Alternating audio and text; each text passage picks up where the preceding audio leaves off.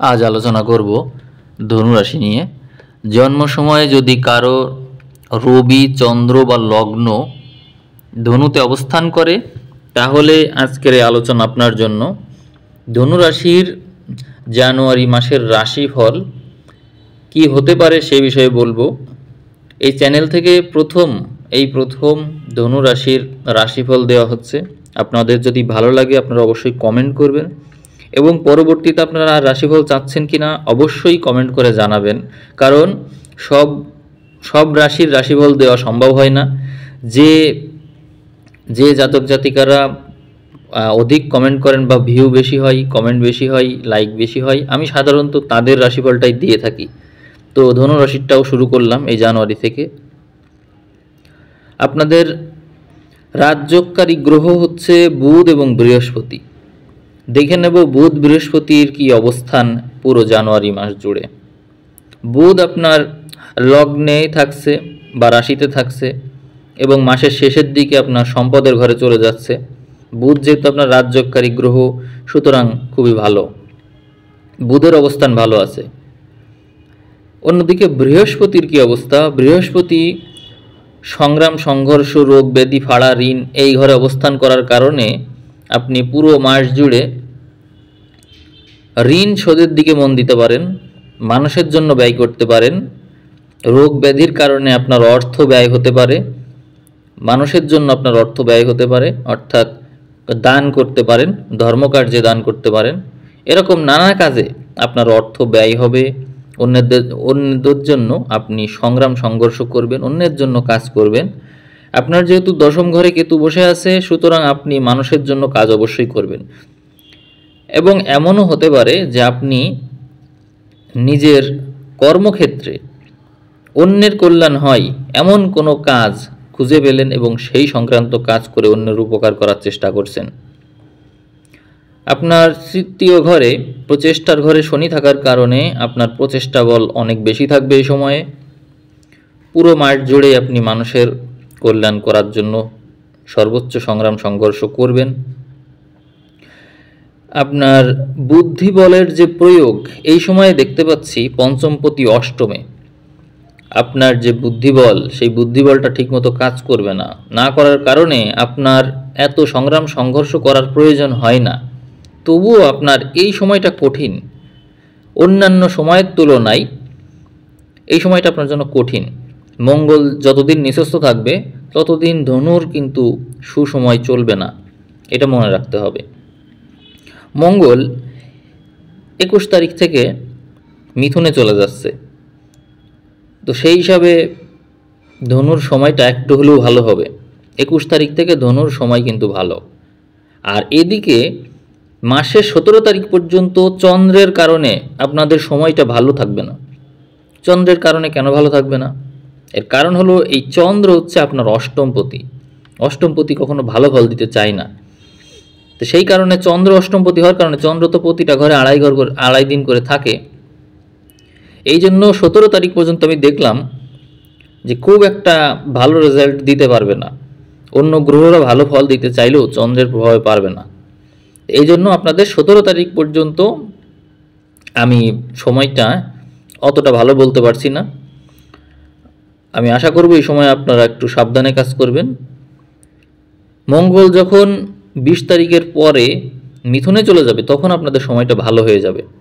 কেন ভালো হয়ে যাবে? কারণ মঙ্গল আপনাদের জন্য পঞ্চমপতি, অর্থাৎ আপনাদের যে বুদ্ধির অধিপতি, বিবেচনার অধিপতি, সেই অধিপতি। মানুষ তো আছেই তার বুদ্ধি বলে।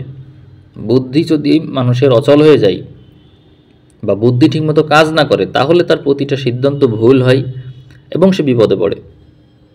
তার জন্য মঙ্গলের প্রভাবটা খুব দরকার আপনার। এই জন্য আমি বলবো যে আপনারা কোনো ভালো কাজ যদি করতে চান তাহলে সেটা 20 তারিখের পরে করার চেষ্টা করুন, সেটা আপনাদের জন্য অনেক বেশি লাভদায়ক হবে। আপনাদের চতুর্থ ঘরে রাহু আছে, যার কারণে মানসিক শান্তির যে জায়গাটা সেটা ভালো থাকবে না, নানা রকম অশান্তিতে ভুগবেন এবং দেখা যাবে নানা রকম সমস্যার ভিতর দিয়ে আপনারা যাবেন। হতে পারে আপনাদের গৃহে কোনো বিবাদ ঝামেলা বা কোনো কারোর সাথে বিবাদ, এরকম নানা সমস্যা হতে পারে, অর্থাৎ গৃহে আপনার মন নাও টিকতে পারে। অন্যদিকে আপনার সম্পদের ঘরে যদি খেয়াল করি তাহলে দেখতে পাচ্ছি সম্পদ আপনার প্রাপ্তিযোগ রয়েছে, কিন্তু সেই সম্পদ আপনি কতটুকু ধরে রাখতে পারবেন সেটা নিয়ে সন্দেহ আছে। আপনার সম্পদ ব্যয়ও হতে পারে। ধর্মকার্যের মাধ্যমে সম্পদ আয় হতে পারে, আবার ধর্মকার্যেই ব্যয় হতে পারে। এমন সম্ভাবনা রয়েছে যে আপনার সম্পদ আপনি অন্যের জন্য ব্যয় করবেন, এই সম্ভাবনা রয়েছে। এই জানুয়ারি মাসে আপনি যদি বিবাহ করতে চান তাহলে বিবাহ কি করতে পারবেন? এরকম চিন্তা যদি আমরা একটু কিছুক্ষণ করি তাহলে দেখতে পাচ্ছি প্রেমের মাধ্যমে যদি আপনি বিবাহ করতে চান, অর্থাৎ আপনার রিলেশন ছিল, সেই রিলেশনটাকে আপনি বিবাহের রূপ দিতে চাচ্ছেন, তাহলে তার জন্য সবচেয়ে ভালো সময় কোনটা সেটা বলবো 21 তারিখ থেকে। 21 তারিখ থেকে প্রেমের কারোর সাথে প্রেম আছে, সেই প্রেমটা তীব্রতর রূপ নিবে, তার সাথে আপনার কথাবার্তা হবে বা ওইটা বিয়ের দিকে নিতে পারলে কেমন হয় এই বিষয়ে পরিকল্পনা চলবে। এবং বিয়ে করার জন্য যদি আপনি চান যে বিয়েটা করবেন, করতে পারেন, তবে আমার পরামর্শ যে 28 তারিখ থেকে আপনার শুক্র চলে যাচ্ছে রাহুর কাছে 28 তারিখে।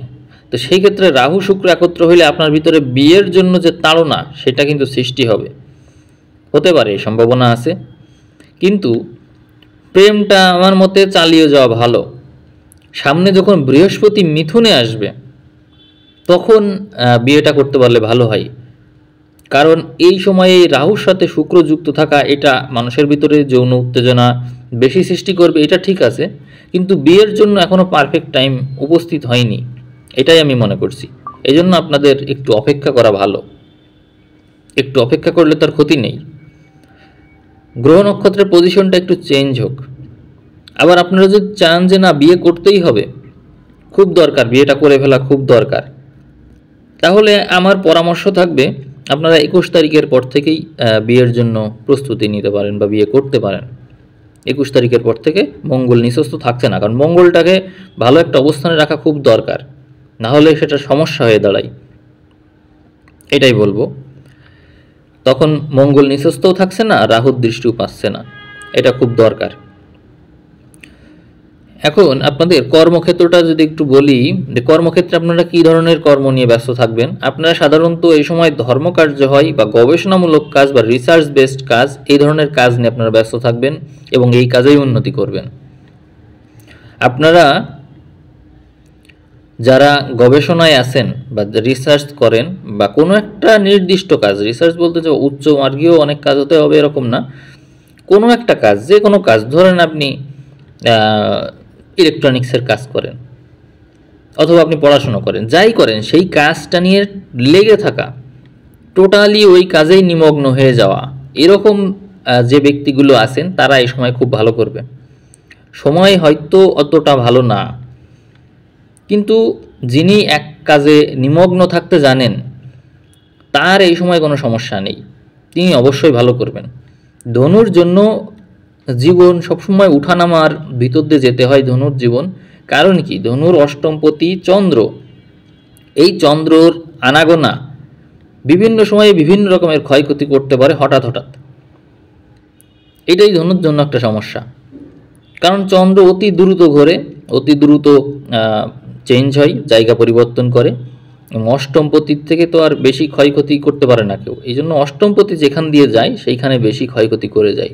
এই জন্য আপনাদের আমি বলবো যে আপনারা মানসিক বল যেটা আপনারা 21 তারিখের পর থেকে পেয়ে যাচ্ছেন, সেই মানসিক বলটা অবশ্যই ধরে রাখবেন। এবং যদি মনে হয় যে আপনারা কোনো স্টেবল কর্ম নেই, কর্ম পরিবর্তন করতে চাচ্ছেন, করতে চাইলেও ভাবনা চিন্তা করে কর্ম পরিবর্তন করতে হবে, কারণ চন্দ্রের প্রভাবকে তো আপনারা এড়াতে পারেন না। হুটহাট চন্দ্র ঘর পরিবর্তন করে, এই জন্য হুটহাট আপনাদের মনে হবে কর্ম ছেড়ে দিয়ে অন্য কর্মে চলে যায়। দেখবেন আপনাদের যাদের ধনুর ঘরে রবি আছে বা চন্দ্র আছে বা লগ্ন আছে, আপনাদের প্রত্যেকেরই কোনো কর্মেই স্থির হতে মন চায় না। আপনারা একটা কর্ম করছেন, করতে করতে মনে হবে এই কর্ম ছেড়ে দিয়ে ভাল লাগে না, আর একটা কর্মে চলে যাব। এই যে মন মানসিকতা, এই মন মানসিকতা থাকবে, কিন্তু এরকম সিদ্ধান্ত নেওয়া যাবে না হুটহাট। আপনারা পরবর্তী যে অপশন, সেই অপশন যতক্ষণ নিশ্চিত না করতে পারবেন কখনোই এই কর্ম ত্যাগ করবেন না, তাহলে কিন্তু বিপদে পড়ে যেতে পারেন। এটা চন্দ্রের কারণে সৃষ্টি করে। চন্দ্র মানুষের মন মানসিকতাকে পরিবর্তন করে অতি দ্রুত, কিন্তু চন্দ্র আপনার অষ্টমপতি। এই চন্দ্র যদি আপনার জন্য ভালো কোনো ঘরের অধিপতি হতো তাহলে ঠিক ছিল, কিন্তু আপনার জন্য তো অষ্টমপতি। এই জন্য আপনাকে অবশ্যই এই বিষয়ে খুব সতর্ক থাকতে হবে। ধনুর জন্য খুব বেশি সতর্ক থাকতে হবে। ধনুর জন্য চন্দ্র ভালো ফল দেয় না।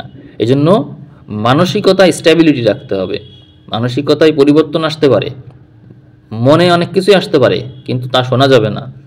অন্য কারোর পরামর্শ না নিয়ে কখনোই হঠাৎ করে মনে যে সিদ্ধান্ত আসবে এটা কখনোই নেবেন না। আমি এই জানুয়ারি মাসে পরামর্শ হিসেবে ধনুর মানুষকে বলবো যে আপনারা অবশ্যই লাল রঙের পোশাক ব্যবহার করুন। আমি সবাইকেই পরামর্শ দিচ্ছি লাল রঙের পোশাক ব্যবহার করার জন্য, কারণ আপনার দশম ক্ষেত্রে কেতু বসে আছে, যার কারণে আপনার ভিতরে মানুষের প্রতি মানুষের কল্যাণ করা, মানুষের কল্যাণে কাজে লাগাতে পারা নিজেকে, এইটাই সবচেয়ে ভালো। কিন্তু সবসময় নিজের ভিতরে যে মন মানসিকতা এরকম থাকবে না, কারণ আপনার পঞ্চমপতি মঙ্গল সেটা নিঃস্ব আছে। এই জন্য লাল রঙের পোশাক পরলে নেগেটিভিটির প্রভাব অনেকটাই কম থাকবে। কিন্তু নিজের ভিতরে তেজের কারণে কখনোই হুটহাট সিদ্ধান্ত নেবেন না অন্যের পরামর্শ ছাড়া। এইটাই আমার আজকের সর্বশেষ পরামর্শ থাকবে, এবং এই পরামর্শটা নিয়ে আমি অনেকক্ষণ ধরেই কথা বলছি, এটা যেন মনে থাকে। তো আজকে আর বেশি দূর এগোবো না। আপনাদের সামনে ফেব্রুয়ারির রাশিফল থাকছে, কিন্তু সেই রাশিফল কখন দেব, কতদিন পরে দেব, সেই সিদ্ধান্ত আপনারা নেবেন। আপনাদের কমেন্টের উপর বেস করে আমি এই সিদ্ধান্ত নেব। তো ঠিক আছে, ভালো থাকবেন। আজ এ পর্যন্তই, ধন্যবাদ।